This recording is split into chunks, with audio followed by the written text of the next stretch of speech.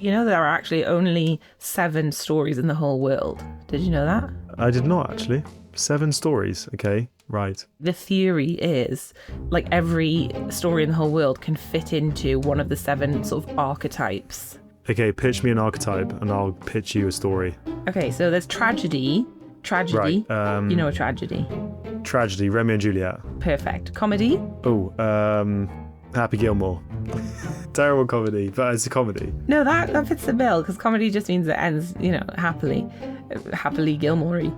Rags to riches. Oh. There's a classic one where she goes to the ball at midnight and she's got the glass Oh my God, slipper. Cinderella. Yeah, let's send Cinderella. That's your classic rags to riches. Overcoming the monster. Oh, Hercules and all of his challenges. Oh, that's a good one. Voyage and return. There's so many of those as well. What about that fellow who goes around the world in however many days? Around the world in 80 days or something like that. The Quest. Like, if you get all your friends together and have to take a ring and throw it in a mountain or whatever it is. Lord of the Rings. Yes, of course. That's a massive quest. Rebirth. Ooh. Jesus Christ. The Bible. It's the Bible. That's the one. That's the one. The Bible. Yeah, of course. Which of these archetypes do you think carbon removal, the story so far? Or maybe the story as you imagine it panning out? Comedy. Comedy, you think it's going to have a happy ending? Well, yeah. I'm kind of hoping it's going to be rags to riches. Yeah, it feels pretty raggy right now.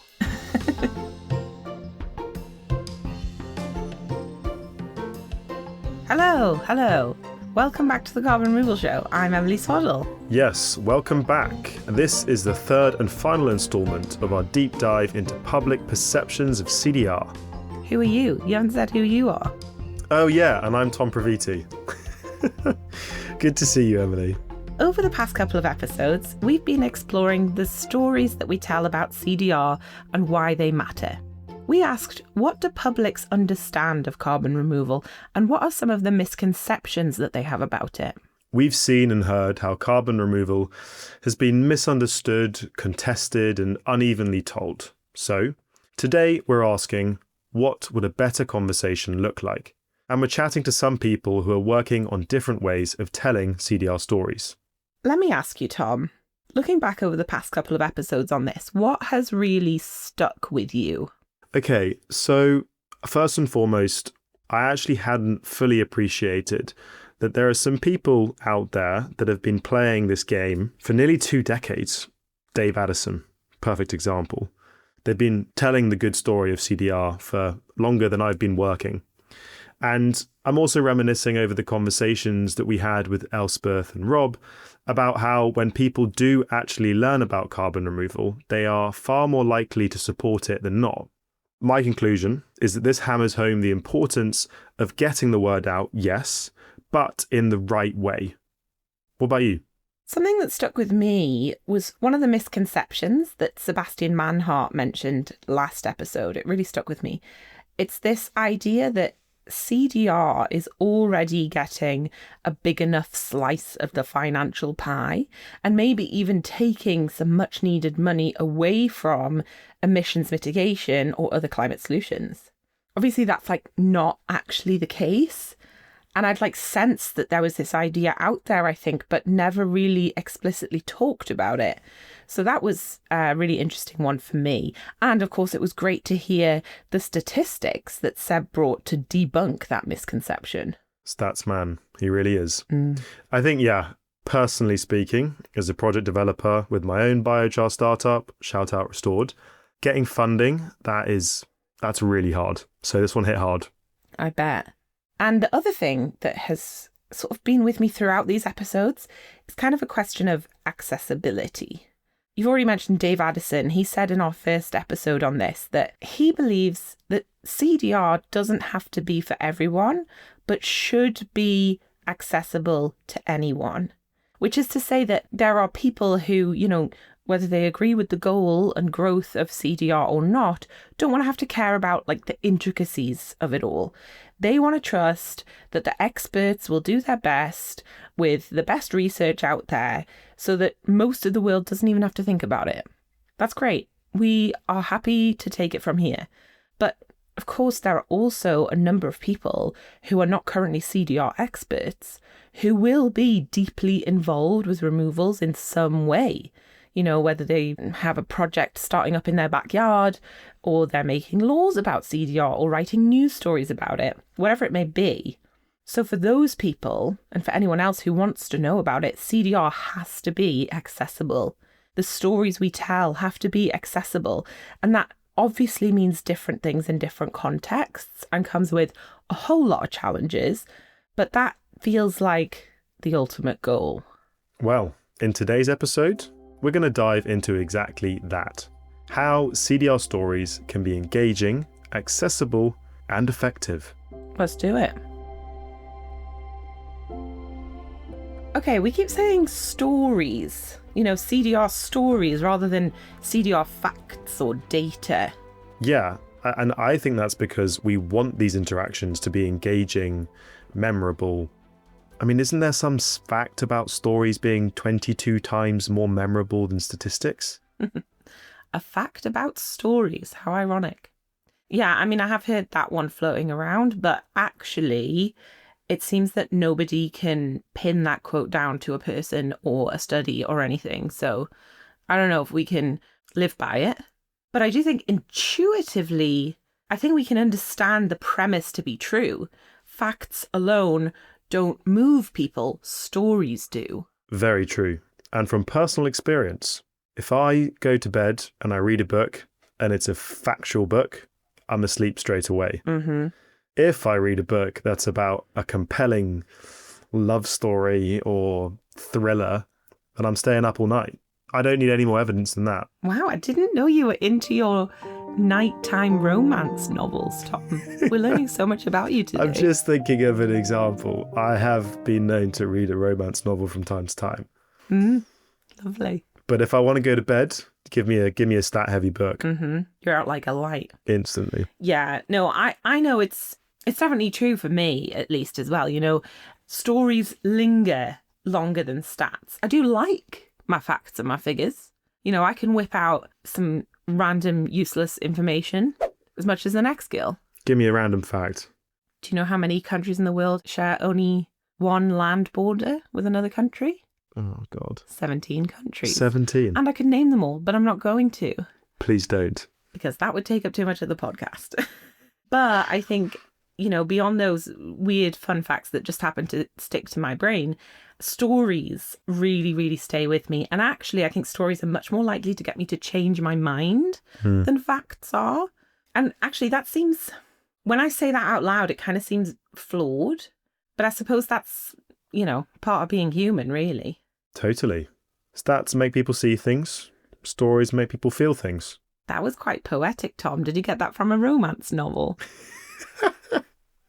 No comment. No comment. When it comes to getting publics on board with CDR, we need them to feel its importance, though.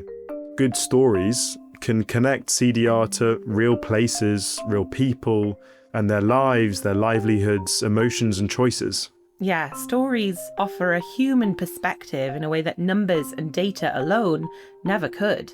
And of course, the language used has a significant impact. You would know as well as any, Emily.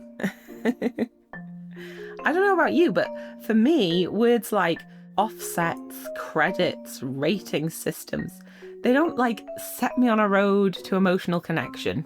You know what I'm saying? Speak for yourself, Emily. Well, to each their own, of course.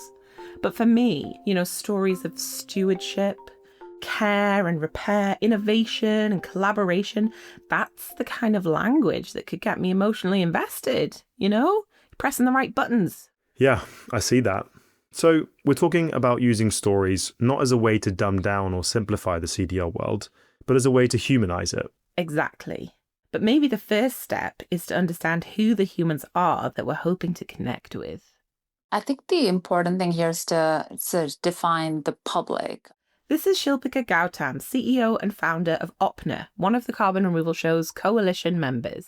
I recently sat in a round table of sorts where we went through a bunch of really interesting data points around what is the public's perception of climate work? And then the question was posed to us, the participants, how might you go and speak to the public about embracing like solutions for climate change?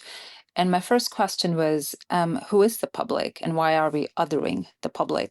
Does my dad care about carbon removal? I think my dad cares. My dad is a doctor who lives in India. My dad really cares about the fact that how he grew up and the opportunities he had to spend time in nature may not any longer exist for his grandchild. So the public is many different things, and it really is grounded also in the geographical reality of like who we're talking to.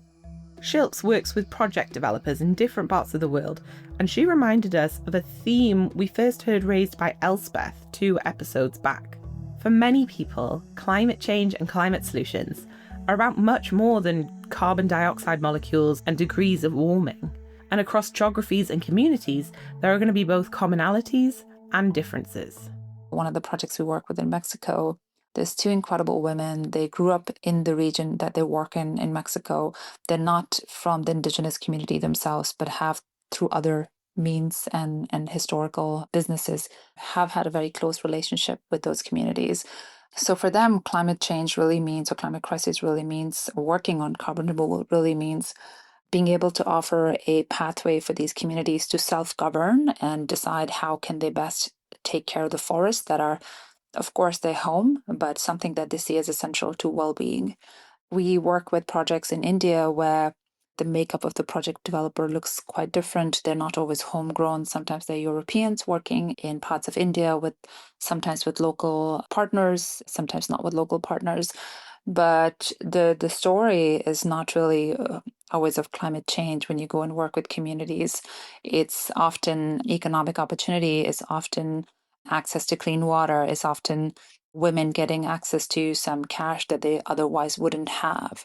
So they're being able to go and talk to these folks about carbon removal doesn't really resonate. It shouldn't resonate because honestly, that's not what they're worried about every day. They're worried about opportunity for their kids, health, safety, and in general, economic opportunity.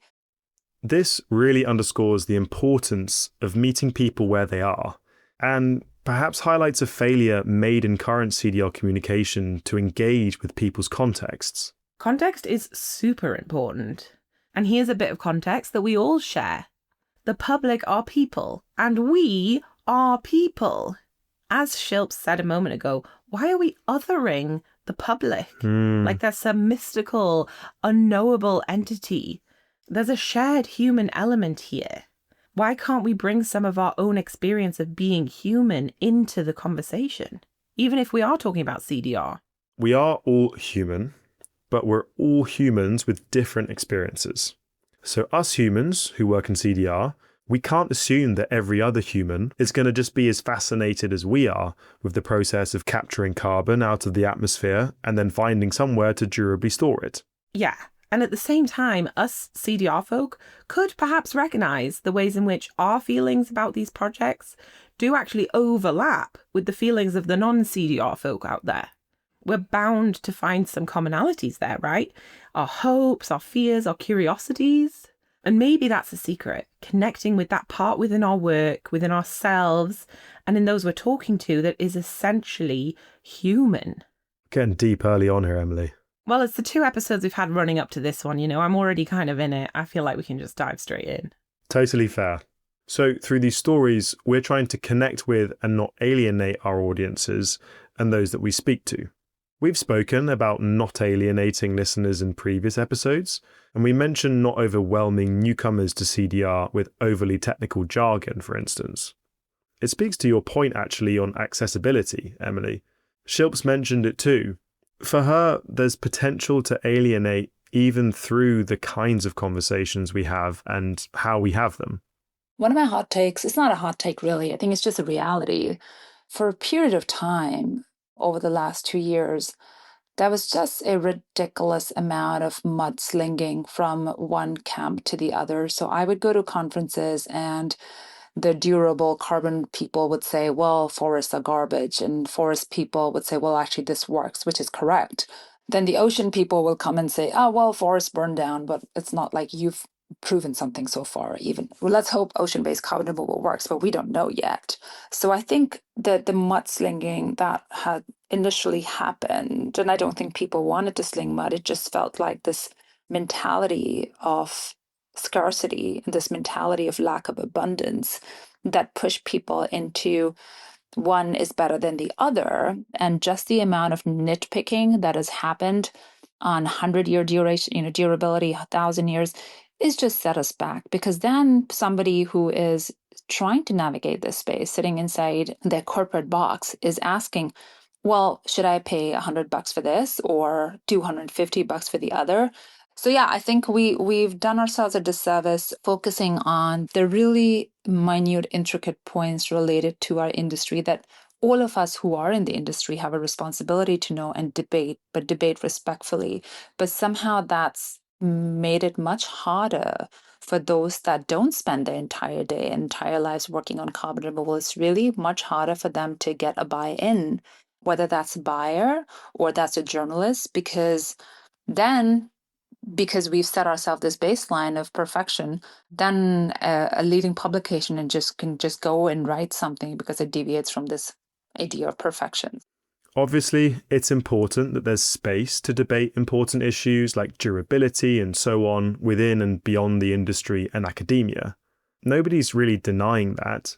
But there's a difference between informed debate and sort of cheap or easy takedowns. Yeah, I think it really reveals the audience that one is actually targeting.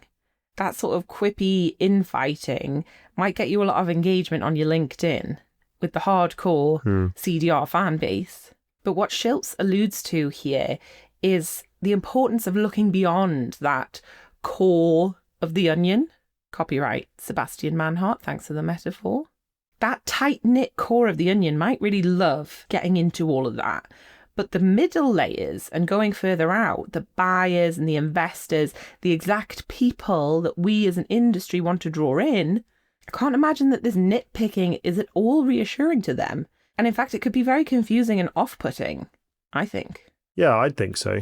And not just for the people who bring in the cash.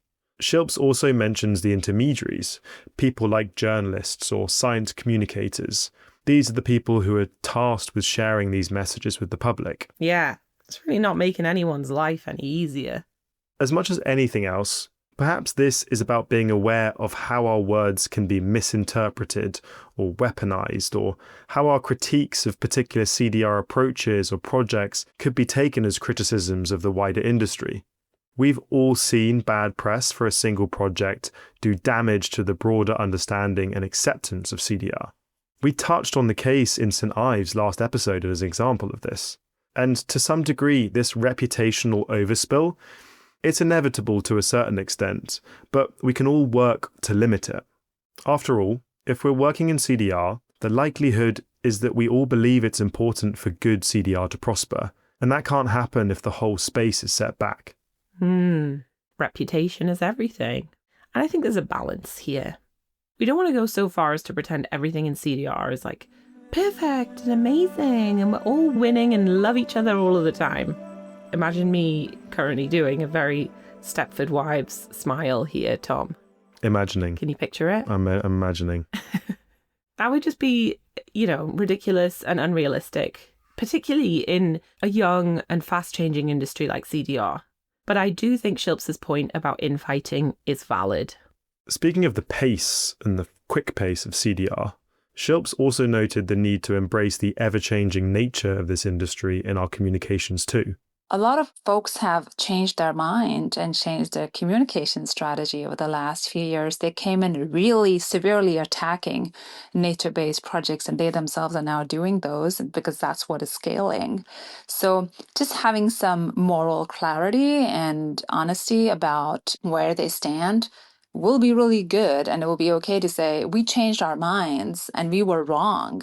And what we say to all our customers or prospects is to say, this will change. The nature of what you're doing will change. The claims you can make will change. The regulatory framework will change. The science will evolve. Nature will do its thing because we work on nature-based projects. The MRV will change. The standards will evolve. So you're not investing in something absolute today. You're investing in something that you know to the best of your knowledge. And I think to be able to communicate with real honesty and clarity that we're doing the best we can right now. And the most important thing is to just get started. Of course, for investors and buyers in particular, this is a complex message. And we'll be digging into this in more detail in upcoming episodes. You tease, Tom. That's what I'm here for. But I think more broadly, it reminds us to hold orthodoxies and assumptions lightly, to be open to change and complexity, and to be mindful of not being too absolutist. So how are we going to ensure that all this complexity and these uncertainties don't convolute our messaging?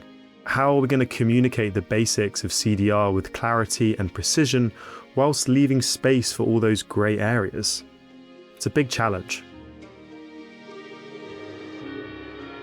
When we think about the culture of CDR, there is a bit of that pedantic jabbing that Shilps mentioned, but there's more to it than that, obviously. Let's now talk about another side of the CDR community, shall we? Ah, you mean like the meme side of things? Personal favourite. There's also blogs, the podcast side, that space that the community dedicates to celebrating collective wins. Yeah, exactly. Love the CDR memes. There's humour there, right? And a sort of down-to-earthness. And a lot of self-deprecation, might I add. But yeah, absolutely. It's, at its core, storytelling and communication. But it's sort of humble. It's fun. It's hopeful, but not being greenwashy. It's also very real. A lot of those CDR memes just take the mickey out of CDR and the experience of working in it, but they do it in a way without bashing any one project or any one approach in particular. Yeah, it's stuff that's very relatable to those in the know. And actually, I think CDR is quite good at that level of storytelling within the CDR bubble or, at the core of the onion. So the question is, how do we keep that same flavour of storytelling as we reach out to the next layers of the onion? The next voice you're about to hear will be a very familiar one to you if we're not the only CDR podcast in your rotation. A long-time carbon removal podcaster and entrepreneur, first-time caller here on the Carbon Removal Show, Ross Kenyon, hosts Reversing Climate Change, a podcast about more than just carbon removal. As the podcast's website asserts, it's about everything from history, philosophy, technology and literature, even policy, and the strange hope of living well in a damaged world. A lot of the podcasts that you might listen to of reversing climate change end with complexity or ideas in productive tension or things that contradict and don't exactly fit perfectly. They're not flush. They are jagged, or you're just like, again, you just sit with it. And I think that's kind of what the work of doing something as important as working in climate is and should be. But I think a lot of people who come into this space, carbon removal has a beautiful linear story. It went up, there's greenhouse gases, we're going to pull them back down, we're just going to engineer our way there. And that's a linear story. And my story is got 4 loop-de-loops, and it's actually, no, not really. And if you've worked in carbon removal for more than a little bit, you know that it's not really as simple as that story at all. Like Shilps, Ross alludes to the fact that a lot of CDR truths are complex. And this really reminds us of this tension between simplicity and complexity that sits really at the heart of so much CDR communication. So let's keep holding this in mind for a sec. I think what sets Ross apart as a CDR communicator is the depth of humanity that he sees in everything he talks about and the ease with which he names it out loud. It's really just not what we're used to seeing in science communication. And you know what else, Tom? Those carbon removal memes that we love so much? What about them? Ross is the man behind the account. Dun dun dun. Big reveal. Big reveal. I like focusing on things that are funny. I think basically everything can be funny, and it's good that we're able to laugh about it. So I like making memes about carbon removal. I like making fun of carbon removal. And I also like being real about carbon removal. And I think both of those things are less explored and less developed than other parts of the space. There are plenty of LinkedIn posts where it can be here are the top 3 lessons I learned from New York Climate Week. And I'm like, this was made by a machine. I don't know. Like, where's your heart, man? Like I came out of that and felt more discouraged, or more like, oh God, we're headed towards calamity. This is not going very well right now. And I'll come back and see what I perceive as a lot of toxic positivity, or things that your company needs you to say because being realistic or pessimistic is bad for the brand of the company, and therefore don't do that, please. Like, you represent the company, so be good and behave yourself. I just like when people are able to show anything of themselves in public, because I think it just makes us feel more connected. I think it makes the work feel more meaningful. I like it more. I don't feel like it harms my work. I think having to suppress a lot of the difficult feelings that comes from carbon removal, or being unable to laugh at ourselves in any way, I think is bad for us, both in terms of actually being productive and also just having a life that's well lived. And I want to be part of the cultural force that allows us to be both more real and funnier. And that's kind of what I see as my role in the space, for better or for worse. Yes, Ross, yes. The industry needs space for humour and fear and grief. We all do, actually, just like as humans. We need space to honestly express how we feel. And that's the thing, carbon removal is a human endeavour. It isn't just some neutral, technological, robotic activity. It is work done by human beings, which has real impacts on other human beings and on plenty of other living creatures and ecosystems, and impacts on ourselves as we take on this work too. We can't just ignore all that because, this work is urgent and serious and relies on science and data and spreadsheets and stuff. All excellent bedtime reading. If you want to fall asleep quickly. We try our best to bring this in too, right? With our penchant for puns and silly jokes and moments of reflection. I hope that we can offer a bit of that space for expression as well. Yeah, I hope so too. Ross here is also reiterating your point about smiling like a Stepford wife, kind of, with that sort of critique of toxic positivity. But I do totally understand that pressure that organisations feel to save face, The incentives of social media and business put a certain filter on messaging, 100%. As a small business owner, I totally get it. It's easy to fall into the toxic positivity trap, and maybe we can't expect radical honesty from every single post, blog, or think piece. Well, maybe not every single one, but you've always been very good with transparency, Tom. I'm thinking Grounded, a climate startup journey, is a very candid, very vulnerable podcast that steers well clear of toxic positivity. Well, thank you very much, Emily. Appreciate the shout out. I do wonder sometimes, though, especially when we're making Grounded, how do we know that we're getting it right? Are we hitting that sort of sweet spot between optimism and transparency? I find that really hard. Yeah, it's tricky. And I don't really think there's a secret formula, unfortunately. Certainly not one that we can reveal right now in this episode. Ross reminds us that good communication is going to look different for everyone. And that's part of the strength of having a lot of us doing this. We're all doing it in our own unique ways. The way that I always put it for people is that, for better or for worse, no one else is making a podcast like mine. And I leave plenty of room for that to be for worse, because it's not for everyone. I'm sure some people look at the podcast that I'll produce and be like, what? Why? Who asked for this, man? Like, does this need to exist? And I think the thing about making any kind of art, and I see what all of us are doing, I think it absolutely qualifies as a type of art, is that if you can't tell that it's good, it's just like impossible to do any of it with any degree of confidence. So some of the shows, even the ones that might not have the most listens, the ones where I know that I did something unique and it felt true to me and I liked it, listening back, I thought, wow, that is a true thing. That is good that it exists. That is the only thing that I have to guide me in terms of quality, because I've also made shows before where I didn't have that feeling, or it's like I didn't connect with it in that way. So I can't even tell if it's good or not. It still might be a fine, okay podcast, but it's not one of those. And so I think I've also been doing this long enough. It's been 8 years of making podcasts, nearly 400 episodes, and making that much of anything. I think you have to just like keep turning this over in your mind, looking for new connections, connecting it to the rest of your life. And that means reading different, stranger things, going farther afield, reading more, I don't know. But as I started talking about the intellect portion here, I'm also trying to go deeper into myself and allow myself to be more vulnerable and talk more openly about what it means to hold multiple ideas in your head at the same time about climate or humanity's trajectory that may not even make sense together, but something that you're just trying to sit with. I really appreciate Ross's approach to this.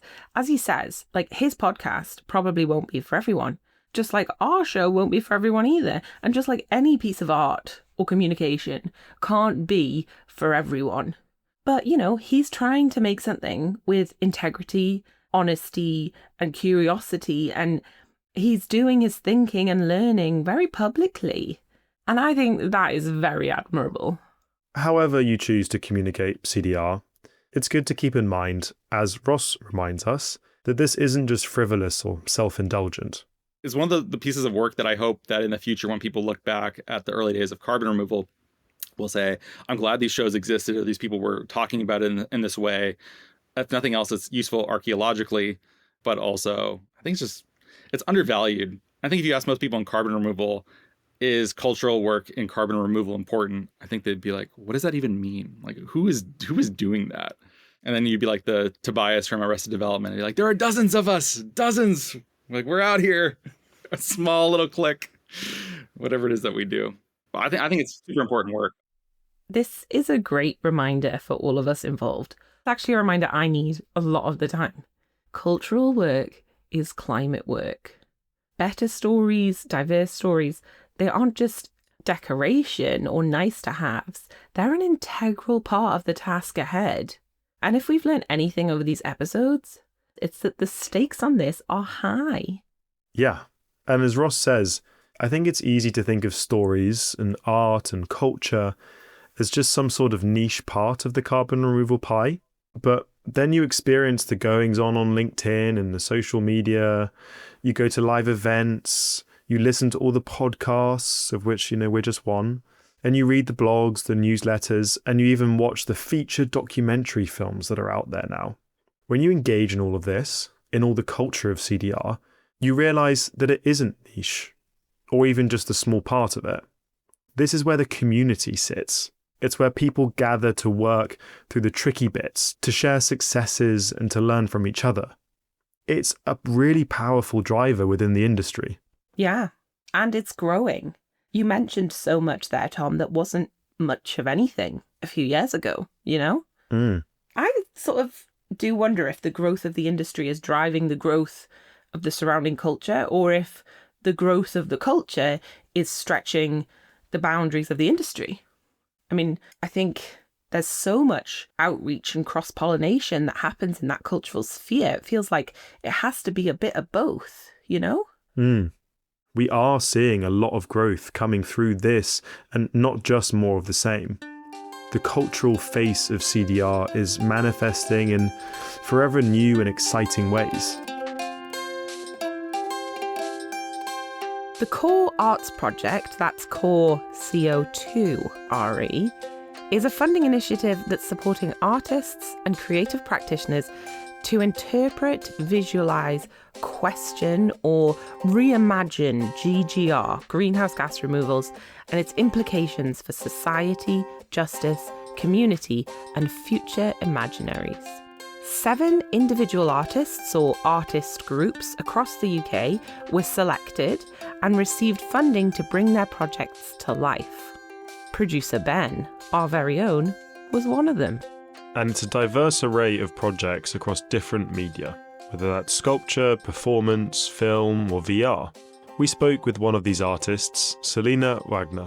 I was just kind of looking for different opportunities to make another short film, really. I was kind of looking into just having a chance to make something that was my work. And it instantly kind of appealed because it was asking for artists. And although I went to art school and I studied animation as my medium, I don't often consider myself an artist because I suppose I work in an industry, the animation industry. So the opportunity to really explore something on my own terms and have full kind of creative control on it was really quite appealing. I think it's so cool that Core put this project together. You know, we kind of often see call outs for academic work in the CDR world or prizes for innovation, but this kind of a project feels unique for CDR. Yeah, well, Selena works in animation, but her project, it involves much more than the animation itself. My project is called The Day We Cleaned the Sky. And basically, it's going to be a kind of a short animated film. And it's about kind of Earth cycles and telling this kind of folktale about how we ultimately clean the sky. But instead of it being kind of human characters, I want there to be representatives of different kind of environments and ecosystems. So there's going to be a bog creature, and swifts are going to play heavily in it because I'm a total bird nerd, and I love the fact that swifts basically live in the sky like almost permanently. So they're kind of almost ambassadors of this space that we're not really, as humans, like we're not really aware of what's up there, and also carbon's invisible, so perhaps it isn't to some of these creatures. And the kind of the gist of the story is more about how we all need to come together. So all these kind of ambassadors from these different places all come together and clean the sky. And then as part of my project as well, I've run some workshops within schools. So I went in for a good kind of week in my local primary school and talked to them about what GGR is. And we had some real fun, actually. We were talking about we weren't being realistic. I was just kind of saying, how could you clean the sky?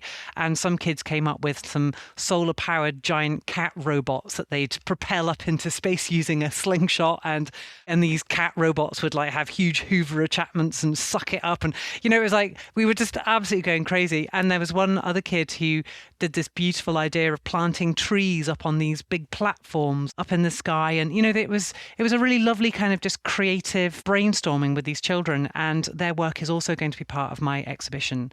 Another part of the idea is this kind of idea of this celebration. So my concept, I wanted to be very positive.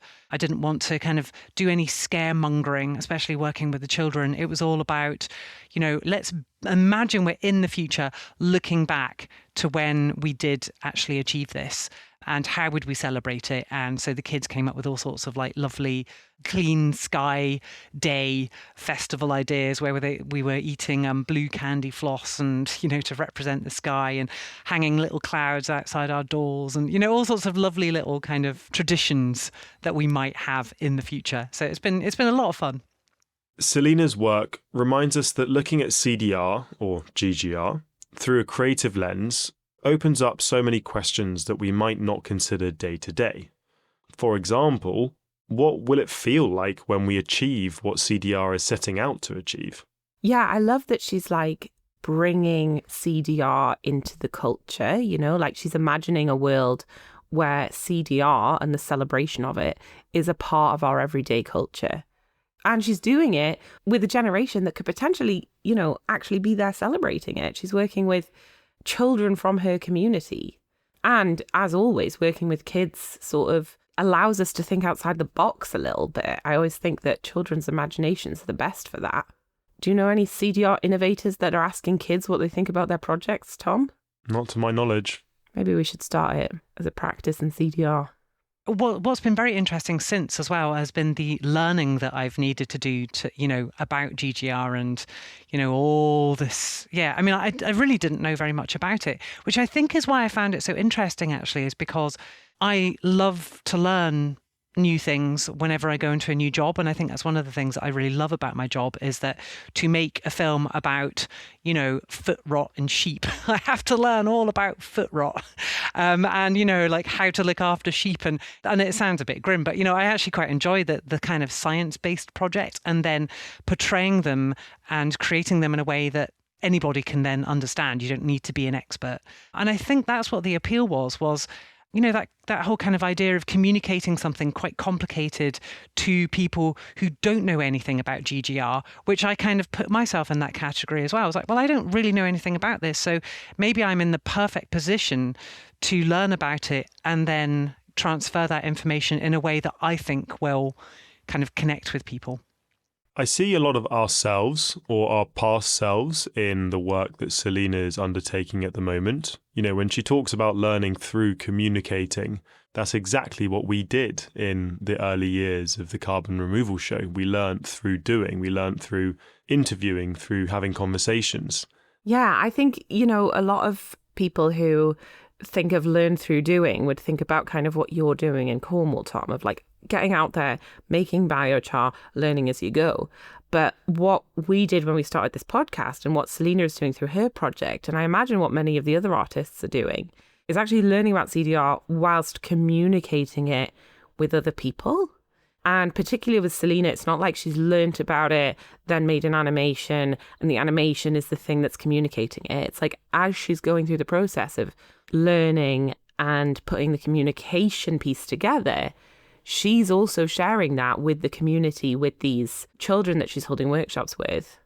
And I really think that like artists in particular are often called upon to step outside of their expertise, to step outside of their comfort zone in order to create something that maybe more people can engage with.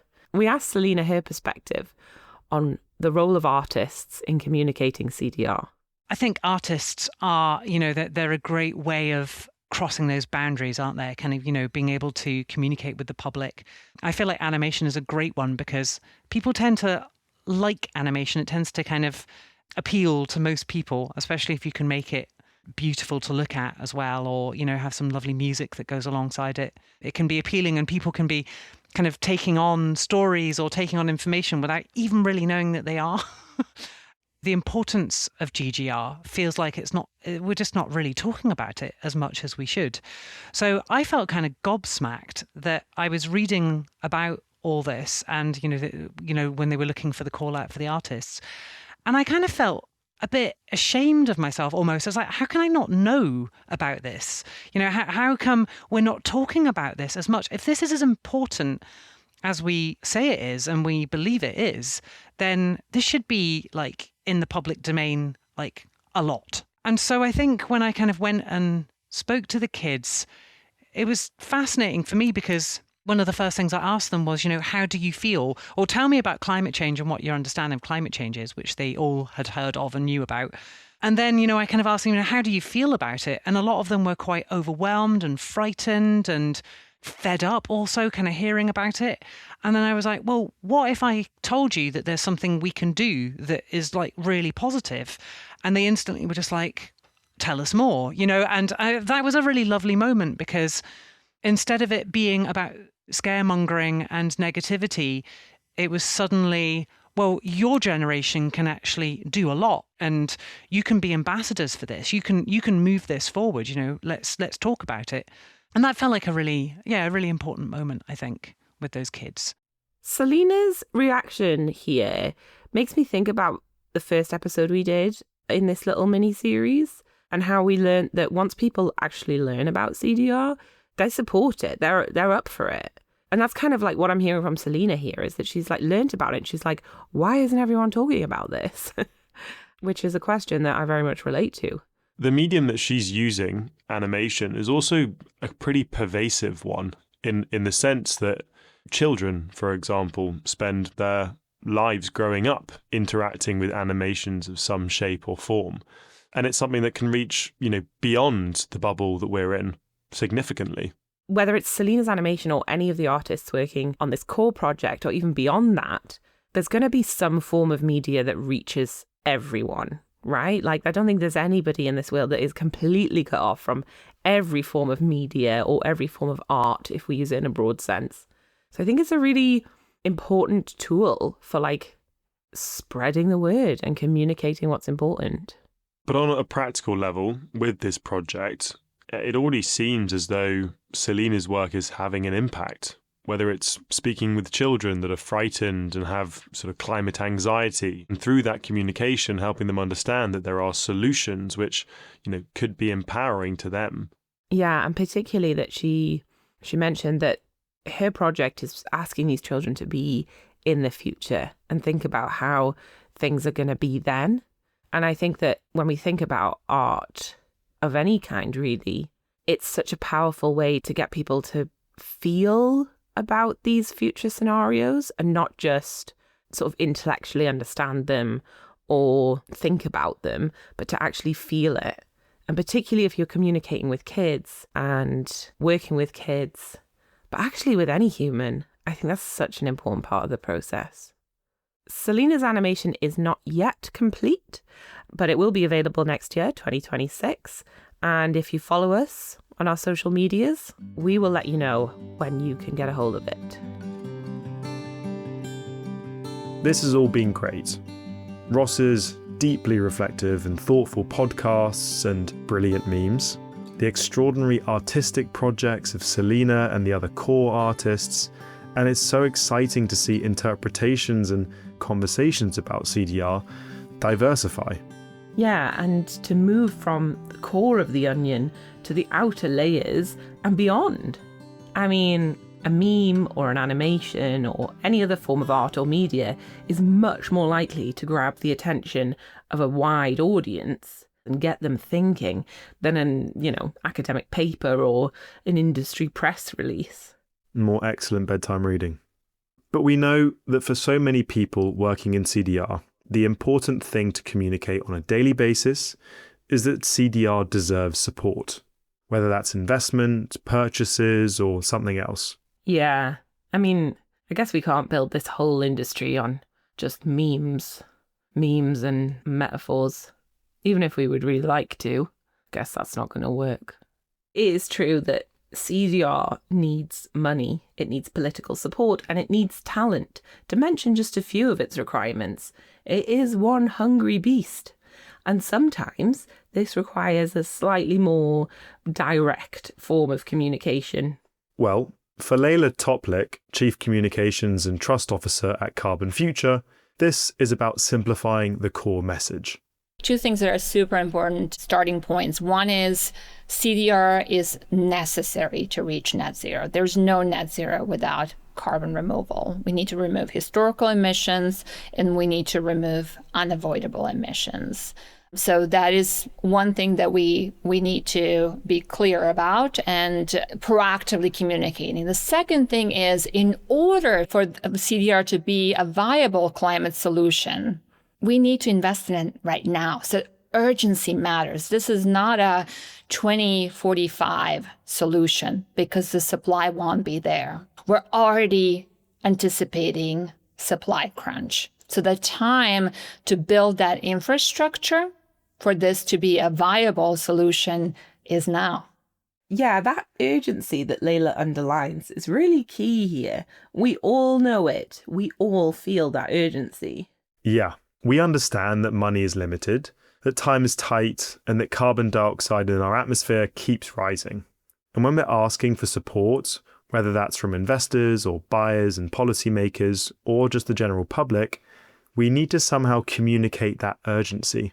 And this is why we said we would return to this tension of complexity versus simplicity that we've touched on a couple of times in this episode. Because in reality, we know that CDR is really nuanced and that there are a lot of uncertainties and live debates and complexities. But we also know that if we make these uncertainties and debates and complexities central to our external messaging, well, we'll never grow the space at the pace that we need to. We also won't get buy-in from wider communities that don't spend their lives obsessing about this detail. Right. So how can we handle this, Tom? I know we've said there's no secret formula here for good communication, but you got to give me something. You got to give me a little something here. I'll throw you a bone, Emily. Thank you. So, one important principle to remember is that people don't need every detail. They need a story that they can hold on to and a story that they can trust. This is what that looks like for Layla. I mean, really, the bottom line is that the communication challenge is not just awareness. Awareness is super important, and we have a lot of work to do in that space, but it's also translation. So it is about reframing CDR from a climate fix or climate science to a business critical investment, and doing this in a language that each audience actually understands and can act on. And just to give you a couple of examples. One, we have a lot of abstract storytelling. Too often, carbon removal is explained in climate science language. That doesn't move a CFO They want to know, how does this reduce my risk? How does it protect my supply chain? How does it give me a competitive edge? So the narrative has to connect to business outcomes, not just climate science. So that's one. The two is sometimes there's one size fits all messaging. So much of the communication treats the public, or let's say the market, as one single audience. Well, in reality, each stakeholder, even within what we're calling the buyer group, we have different industries, we have different roles. So each stakeholder really needs a tailored case built around their pain points and their needs. And the third one that I'll mention, because that is one of my core focus areas too, is trust. So many executives that I speak with know that carbon removal matters, but they're unsure which solutions to trust, how to assess quality, or whether their investment will stand up to scrutiny. And that uncertainty, I'm finding, can slow down the capital flows to CDR. Yeah, that makes total sense to me in a business context. It's the classic problem-solution model. Identify the risk or the pain point and offer the answer. But how do we reconcile that more instrumental way of telling the story, appealing to someone's professional role or their organizational priorities, with the human-centered storytelling that we've just heard about from Ross, Shilpika, and Selena? I think Layla's answer is almost hidden in the question, because what Layla is really saying is that good communication isn't just about awareness raising. It's about relevance. It's about showing how carbon removal intersects with the real challenges that people face, whether that's a CFO worrying about resilience or a coastal community worrying about place and identity. And once you do that, the line between instrumental and human-centered storytelling sort of starts to blur. Yeah, I mean, a CFO is still a person with values and fears. A farmer is still making practical decisions about their livelihood. A community leader is still navigating risk and responsibility. Exactly. And so the work isn't greenwashing or whitewashing carbon removal. It's finding the right entry point for each conversation and grounding it in the same human truths: fairness, trust, and a future that people can believe in. We really need to shift the narrative from CDR as a climate fix to CDR as a strategic tool for economic resilience, and both for businesses and communities. So just a couple of examples. For businesses, the risk of inaction on CDR are financial. We have transition risk. So investors are already pricing climate exposure. So companies without credible decarbonization plans, and CDR needs to be part of their plans, those companies risk a higher cost of capital and also stranded assets. The other risk for businesses is supply chain risk. Various sectors depend on resilient supply chains.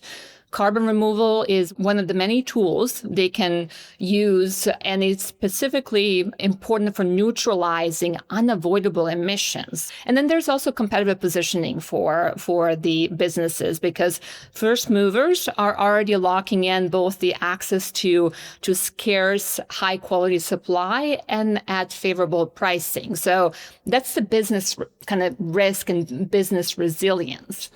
The other one that I think is important to talk about is that on the ground in communities, we're also seeing CDR as a driver of economic resilience. And just to give you a couple of specific examples, what we're seeing in our supplier ecosystem. So one is around jobs. So Octavia Carbon, first direct air capture company in the global south, has created 70 plus full-time jobs. About 98% of them are Kenyan, and also 100 plus temporary roles, alongside apprenticeships and also some of the gender equity programs. So these are real jobs in the communities that need them.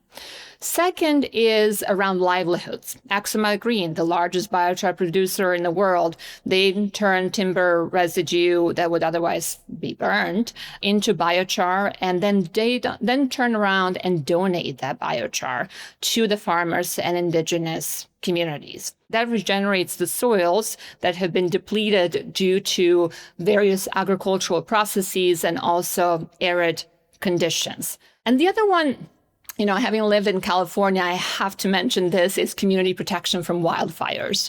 Phoenix Energy is another CDR company that I want to mention because they convert forest waste into biochar, reducing wildfire fuel loads. And they've estimated the equivalent of about 460 wildfires prevented annually in a state. We know that California has experienced, I think, of over 6,000 fires that have burned over 425,000 acres this year. And the Palisades and Eaton fire alone caused over $250 billion in losses. So these are just some of the examples of how CDR is both the climate tool, but also economic resilience tool, both for business and for the communities. If there's one thing we've learned across these episodes, and I don't think there is just one thing, I think we've learned a lot, but here's one of the things. I think it's that good carbon removal communication has a lot of heavy lifting to do, not least of which is holding the simultaneous truths that CDR is both simple and complicated. Simple, in the sense that we need to pull carbon out of the air to stabilise the climate, but then complicated in the sense that the how, the ecosystems, technology, science, financing, fairness, all of that is still evolving. None of it's static, none of it's perfect yet. It may never be. Who we're communicating to also really matters. Conversations with those in outer layers need to be clear, human, and graspable, while those in the inner layer need to stay open to nuance and uncertainty and change, the way that Shilps and Ross talked about. And no matter who we're talking to, it's undoubtedly going to be more effective if we can connect on a human level. I mean, perhaps that's the better conversation that we've been looking for. Not one that shouts answers. I mean, who has those answers anyway in this industry? But the one that invites people in. Because ultimately, carbon removal is collective work. And collective work needs connection through stories. Stories that are big enough, generous enough, and really flexible enough for all of us. And all of that is still very much a work in progress, which I suppose is exactly where it should be. The conclusions we've come to have been very affirming for me as a CDR communicator. It's like we've had these interviews that have made us realize that what we do is worthwhile doing, even though sometimes you feel like a bit of an imposter because I don't have an engineering degree or a startup that makes biochar. I don't have those things. I just tell stories about those things, and sometimes it can feel like, oh gosh, am I contributing enough? And you tell yourself you are, but then it's almost like we've done okay, let's figure out if we really are doing enough. And the research is in and the results conclude that yes, this is a worthwhile pursuit, which is really nice. And that we're not doing enough of it. Yeah, we actually need to do more. And if we could make 100 more episodes, we will. So we've basically done a thrupplet of episodes to justify our existence. All the other episodes that we've ever made and will make in the future. Yeah. Nice. That's a great conclusion. I like that. I think for me, I actually am drawing on my own personal experience of doing the thing that you were just talking about, right? I've been someone that sold credits to corporates via a marketplace when I was at Supercritical. And I've also been in the throes of my own biochar business. And speaking really truthfully from my own experience over the last 4 years or 5 years, at this stage of the industry, I think storytelling could possibly be the single most important thing that we could be doing. Obviously, assuming that the science stacks up, of course. But without a story, people don't support. Without a story, they don't buy. And in the absence of mandated policy, for example, people buy stories. People support stories. I would just like to offer this episode to all the current or would-be CDR podcasters out there. And they don't have to be podcasters, actually. Anyone who wants to make stories or art about CDR, if you would like to take this episode and submit it in your funding application or as a part of your proposal for sponsorship, then you have our permission to do so as some little proof that stories are worthwhile investing in for the growth of this industry and the community surrounding it. And then share some of that pie with us. Joking. Yeah, I mean, we'll do that too. We will use this episode as a good part of our outreach, I think. I also think, as a final point from me, you know, I reflected on my personal takeaways from this, but I think like looking at the industry, the fact that we've like pointed out this sort of cultural element of CDR, people telling stories and the humour that comes with that and the humanity that comes with that, that's also really reassuring to me because, you know, even from the beginning of making this podcast, we've talked about how, as this is such a young industry, we get to decide how to build it and how it's going to look and what the culture of it is going to be. And if the culture continues down that way of making space for everything that being a human brings when you're working, particularly in a space like climate, then I'm really happy with that. I'm really like chuffed to be part of that industry that looks that way and in which we can treat each other like real full humans. With all the conversations we've had and the information we've gathered, there's one particular group that comes up time and time again that is going to be incredibly important in the here and now of this industry. And that group is buyers. Buyers of CDR, buyers of carbon removal credits. And with that in mind, the next chunklet or mini-series that we're putting together is going to be focused all in on buyers. Who they are, why they buy, what mechanisms are they using to buy. All that and more is coming soon. Thanks for listening. Goodbye. See you later. Thank you for listening to the Carbon Removal Show. Please subscribe if you haven't already and follow us. We're on LinkedIn, Instagram, Threads. It helps so much. And if you could do me this one favour, share this podcast with a friend or a colleague who might resonate with this episode. A huge thank you to all our coalition members, without whom the Carbon Removal Show would not be possible.